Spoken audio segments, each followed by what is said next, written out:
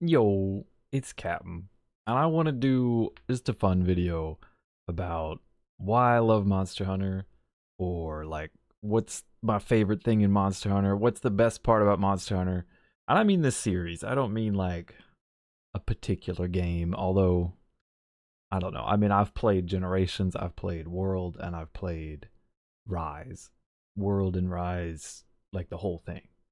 Generations, a lot, but not the whole thing. I didn't do like Gen Ultimate or anything. And I love this series. It's one of my favorite series. It's like on like Worlds like at the top of the list. Maybe I don't know. Don't make me actually figure out the list. It's too hard. But it's very high on the list. I really fell in love with the series.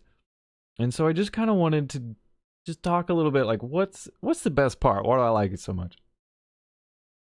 And I thought a little bit about this. This is mostly going to be off the cuff because I didn't want it to be too structured. It's supposed to be like a passion video. It's supposed to be like a fun here's why I love this kind of video.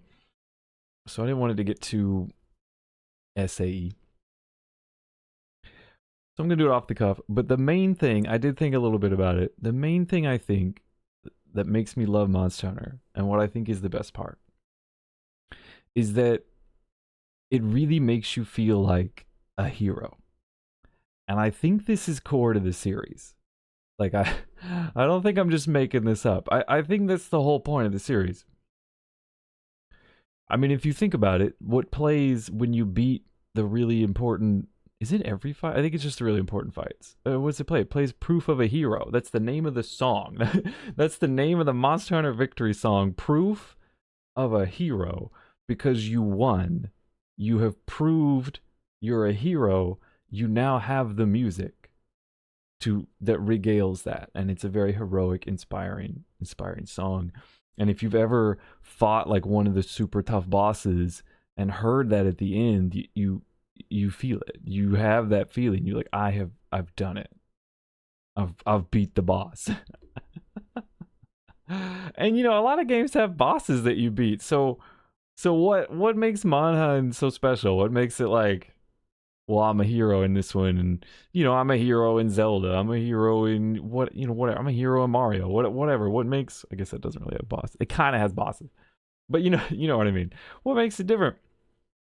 And I think there's a lot that goes into this, um, but I think it's a lot that goes into this. I think a lot of it is like just the big bosses. They're like the game is about beating big monster bosses. There's giant dragons, there's giant dinosaurs, there's just giant beasts, and it gives you that hero story. I mean, you go read an old story. Go listen. What are the old stories? You know, you got the David and Goliath syndrome, where it's like a tiny guy versus a big guy that doesn't stand a chance, but he wins. He's a hero, right? You've got like King Arthur slays the dragon or something, right? He's like a little guy, big dragon, right? Right? It's stuff like this. It's almost, I don't know. It's almost a fundamental story that there is a monster that is beyond a person's capability, threatening other people, and somebody's got to step up to like deal with it. Somebody has to show great strength and virtue to defeat that monster and save the town, and that person is a hero because that's what heroes do, right? So I mean, just the setup to begin with is already very heroic, right? You feel like you're the knight fighting the dragon, right? Because a lot of times you are. So that's already there. And then I feel like there's this romantic atmosphere, the genre, not like the romance genre where man is small versus nature. Nature is big, man is small. So I think this contributes to the whole beast thing, because right, the smaller you feel, the more you're like David, then the more the monster's like Goliath, and the more it seems insurmountable. So the smaller you are, the smaller people are, the bigger the threat, and then that makes it more heroic because you were able to overcome even greater odds.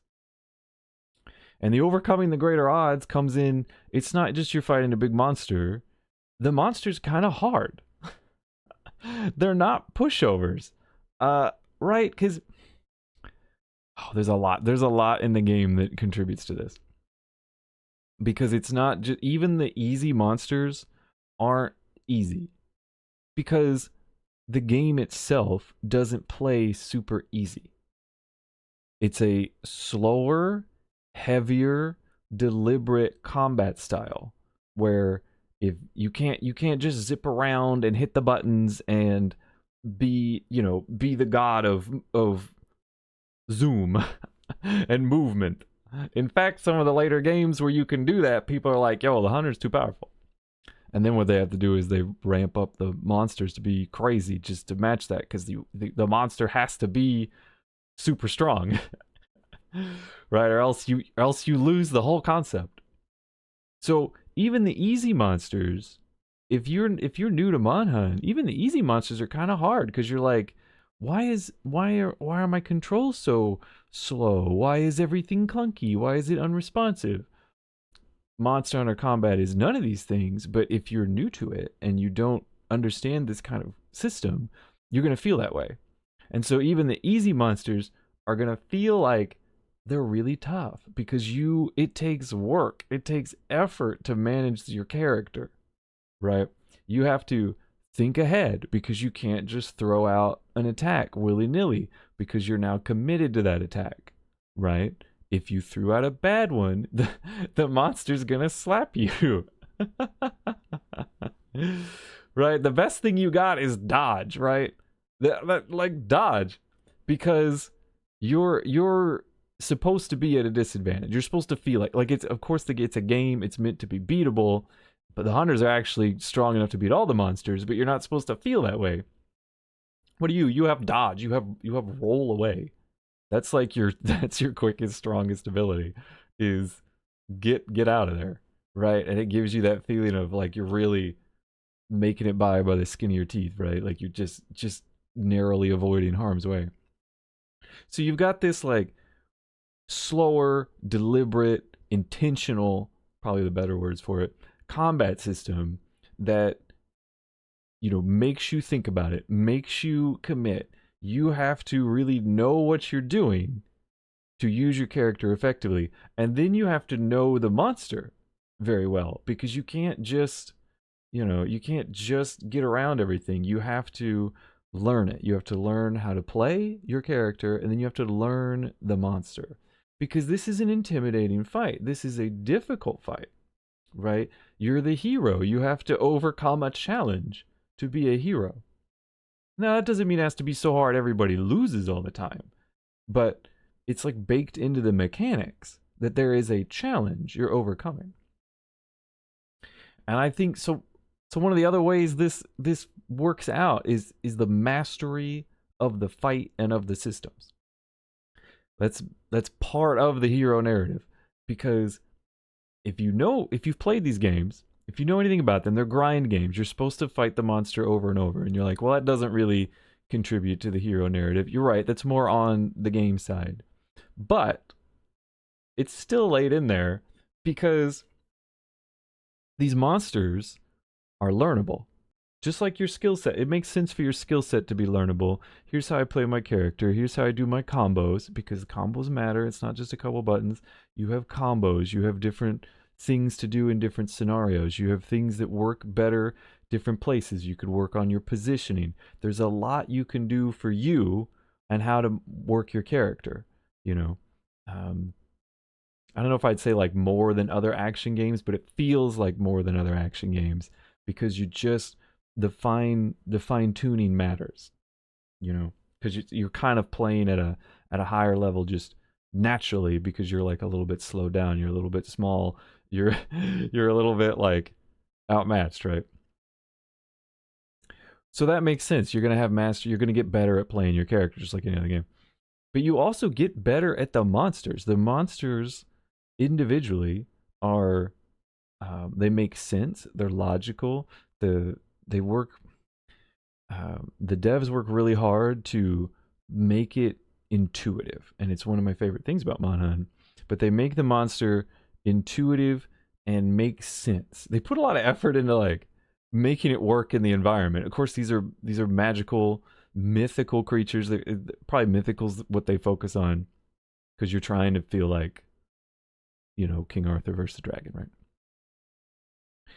But they work a lot to like, no, these work in the environment. They play this role in the environment. They do this kind of thing. And even the biggest, baddest monsters, the elder dragons, they're like problems in the environment. They're like a distillation of natural disasters, because you're fighting, right? It's the romantic atmosphere. You're fighting nature itself, and nature is really big and really strong. You're fighting a tornado, right? You're fighting a lightning storm. You're fighting a volcano, right? That's what those are supposed to feel like. And those are like the big premiere, those are the pinnacle fights, right? Where nature is its biggest and you are the smallest, but you still have to overcome it. So the monsters being logical and intuitive means that you can master them in a very natural way as you fight them. Because as you fight them, not only are you going to start to recognize patterns like you would in any other game, but you're gonna like, the tells are gonna feel normal, right? It has that extra intuition. It's like, oh, he's getting on his back foot. He's probably gonna leap at me, or he's shifting his weight over here. That means he's prepping a shoulder charge. You know what I mean? It's those kind of tells. Now, lots of games have tells for their bosses, but not often are they intuitive. It's like, oh, if he lifts if one finger, he's going to attack on this. It's not that kind of silly stuff. I mean, I'm sure there is in Monster Hunter, but it's more, you don't have to really think about it like I'm fighting a boss in a video game. You can think about it like I'm fighting a big monster, and the things that a large creature would do are the kind of things that I'm dealing with. And you can kind of pick that up just innately as a person who's lived in the real world with real physics, I play, there's a lot of cool games that do like big bosses that are good and enjoyable, but they just throw like physics out the window. It's more about the spectacle and stuff. And one of the things I love about Monhan is it does feel more grounded. It does have a lot of spectacle, but it does feel more grounded. You can just, I don't know, it just makes sense is the best way I can do it. It's really hard to explain like why it's intuitive. Right? Because it's intuitive, right? It just works. That's what intuitive means. It just makes sense naturally. You don't have to abstract it in your mind. It just makes sense. And I think that helps a lot, because as you fight this, I think it contributes a lot to the mastery, because as you fight this, if you can't beat it, right, you keep trying, and you gradually get like more understanding of the fight. You gradually get more understanding of your own abilities, and then you put them together. You understand the way to use your abilities in the specific fight. And each time you get a little bit better, and until you can finally beat it. And then, if you remember 100 years ago, I was talking about the grind loop where you beat the monster multiple times. Then you have to beat it again. And what's nice about this is it still contributes to the mastery, because just because you were good enough to beat it once doesn't mean you're the master of this fight. It just means you were good enough to pass it once. Who knows how consistent you are, but as you do the grind in the game, you get to continue practicing your moveset, your thoughts, your decisions versus what you know about the monster and what you're learning about the monster each time. So you're constantly gaining mastery. So you're working on building an armor set or whatever, but you're constantly gaining mastery until you go from this fight that you had no idea how to deal with, that was kicking your ass, that was carting you left, right, and center, to barely squeaking by it, to actually being pretty darn good at it, to I'm going to take this guy out. I know exactly what he's going to do. He's got no surprise. I know I'm going to come up here and jump here and then do this move, and then he's going to fall over, and then that's going to give me time to do this, and then I can trip him, and then I'll get the tail cut and he'll jump over here and fall in my trap, and then I'll use my big move and boom, he's done. right? You have that kind of mastery so that you just feel fantastic because you know you did it because you put in the effort, right? It's because you learned it. It's not because it was easy, because you had trouble with it, or at the very least you were bad at it.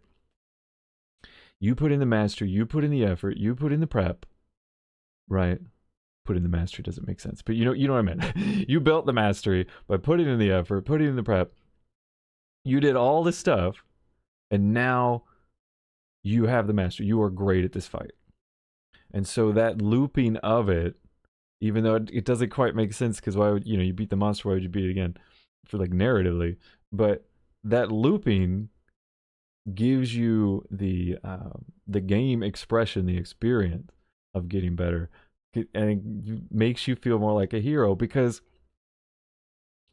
what's a hero? What's an established hero? It's like somebody calls them up and says, "We got one of these monsters. Can you? No one can take care of it. It's such a big deal. Can you take care of it?" And you're like, "Yes, yes, I can.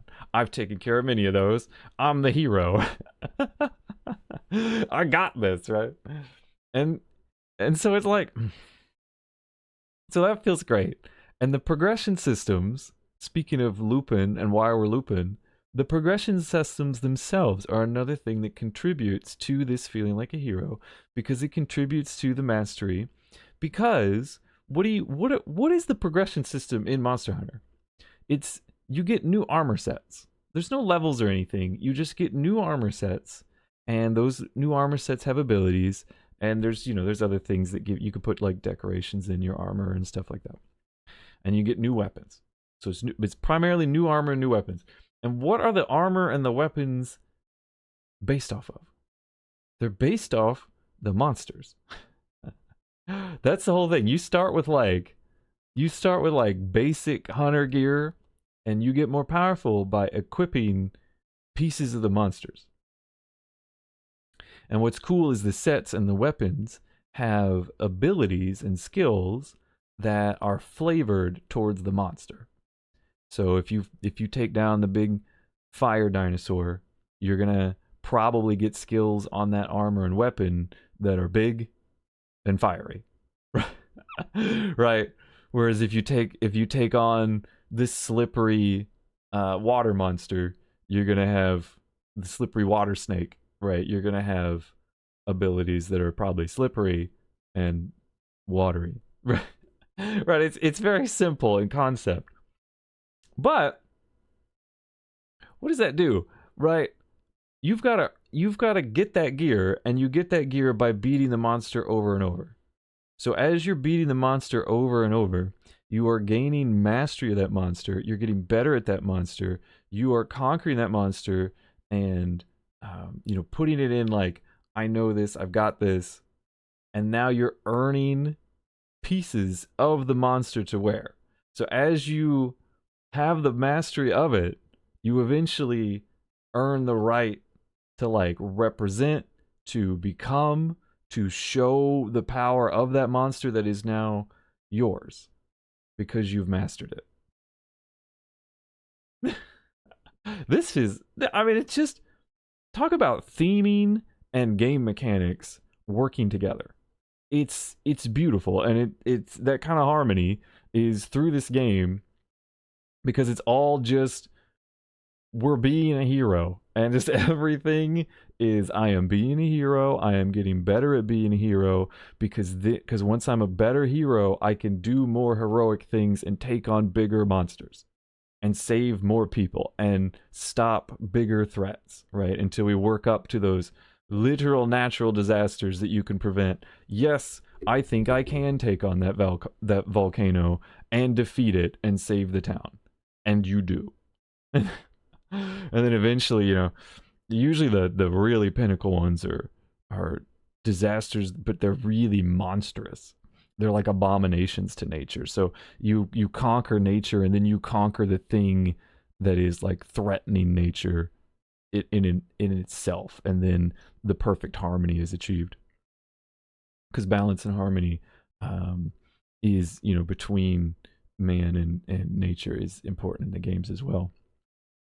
So it's almost like you learn to overcome it, and then you learn to be at one with it, and then everything's at peace because things are right, because the hero has won, the evil's been defeated, right? And now things are at peace, because that's what the hero fights for.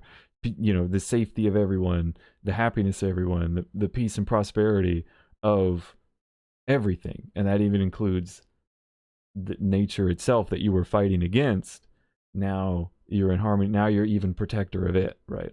Because you're taking on the abominations, which kind of inadvertently ties into one of the other factors. I wrote a few down. I think I've almost got through them all.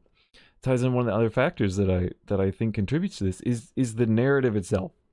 Is the narrative of the game. It's just a heroic narrative. It's literally you show up and you are either living in the town or you show up to the town and you are now the town's defender. There is a bear threatening the town and you have to deal with the bear, you know, and then you deal with the bear and then it's like, oh, well, now there's a dinosaur threatening the town and you got to deal with the dinosaur. It's like, oh, now there's a dragon threatening the town. Oh, now there's an abomination to nature that's threatening the whole area. You take it down, right? So it's a very simple narrative, but it's inherently heroic. You've showed up, you're the hero. These people here are at the mercy of the monster because they can't deal with it because they're just regular people. You know, they're like making food or making clothes or building houses. You know, they're managing the town and everything, but they're not equipped to deal with a monster. They need the hero. I think that, you know, people needing you it like feels good. It feels right for the hero scenario, right? The hero does great things. The hero gets great honor, right? So you have these people that need your help, and right through your strength and your virtue, you save them, and then you get honor, and that feels very heroic. You know, there's usually like you come back and everybody cheers, right? That's, you know, it's very simple, it's very basic, but that's all it needs to be because it just needs to be a hero story. And you don't need a whole lot to be sure. You can have like lots of drama and stuff and have bigger detailed stories that have heroes in them. But if you just want to focus on being a hero, the simplest story is save the people, right? There's some people are threatened. We will save them. It's just all there. Like even the simple story is contributing to the heroic narrative, the heroic feeling that is infused through all of Manhunt. I'm looking at my notes. I'm like, did I write anything else down? I think I covered it all. I'm sure there's more things in there, but I'm sure there's more to it that you could probably think of more things where the game fits into this. But the whole game, the whole mechanics, the whole story, just everything that's going on, everything that you feel and everything that you do just culminates in this feeling of being a hero. And that's what I love about this game. I think that's the number one thing I love about the games. I mean, I love lots of things. There's like little bits, you know, I like hard games. I like action combat that feels rewarding. I like simple stories where you get to save the day. I like a lot, you know, a lot of these little pieces. But really, what is Manhunt doing? Why do I love it? You know, what's the best part about it? Is you get to feel like a hero, and so much of the game is just pointed in that direction. So everything you do, even the music, you're fighting a giant monster and the music is playing, and it can be a scary tune because the monster's super scary, and it can go to a heroic tune because you are doing the big fight and it's swelling. Usually it gets more heroic towards the end of the fight because it's got dynamic music, and then you finally beat it and it plays. Proof of a hero. You saved the town.